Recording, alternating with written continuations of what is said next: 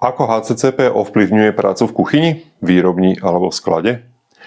Keď sa povie HACCP, mnohí si predstavia rôzne prísne pravidlá a nekonečné kontroly, zápisy, skrátka byrokraciu naviac. Pravda je však taká, že tento systém je takým nenápadným ochrancom, ktorý stráži zdravie naše a aj zdravie našich zákazníkov v každom kroku potravinového reťazca. Nielen v kuchyni, ale taktiež vo výrobných podnikoch, až po sklady a distribúciu potravín, všade tam HACCP ovplyvňuje každodennú prax a rozhodnutia zamestnancov. Poďme sa pozrieť, ako konkrétne vyzerá jeho pôsobenie v týchto prostrediach.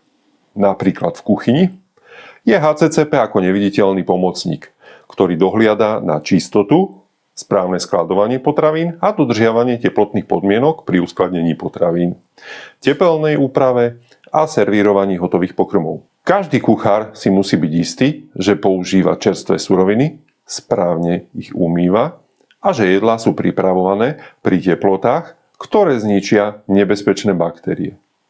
Dôsledné vedenie záznamov o teplotách, dátumoch spotreby či čistení pracovných plôch je v profesionálnej kuchyni samozrejmosťou.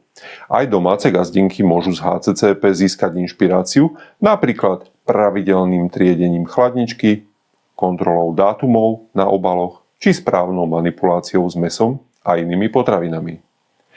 V potravinárskej výrobni je HACCP základom všetkých procesov. Každá surovina, ktorá vstupuje do výroby, prechádza kontrolou kvality od prijatia cez skladovanie, spracovanie, balenie až po distribúciu. Kritické kontrolné body, ako je teplota skladovania alebo tepelnej úpravy, ďalej čistota výrobného zariadenia či osobná hygiena pracovníkov sú presne definované a pravidelne monitorované. Vďaka tomu je riziko vzniku nebezpečných látok minimálne.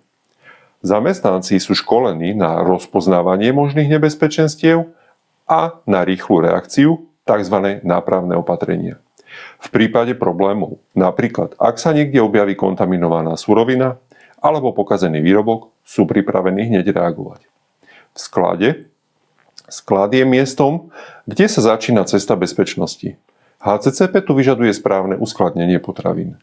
Oddelenie surovín podľa typu, napríklad mäso osobitne od zeleniny, dodržanie správnych teplôt, obmedzenie krížovej kontaminácie a pravidelné kontroly dátumov spotreby.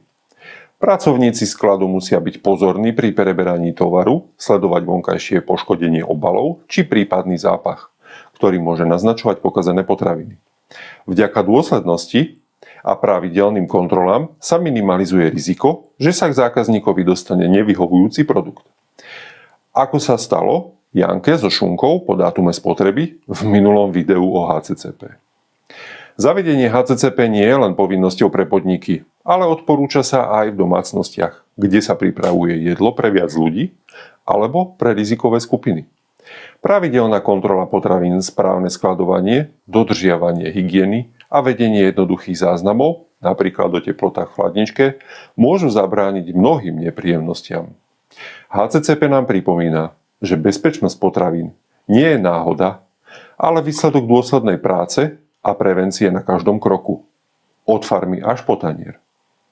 Nech už pracujete v kuchyni, výrobni alebo v sklade. HACCP je vašim spoľahlivým sprievodcom, ktorý pomáha chrániť zdravie a spokojnosť každého zákazníka.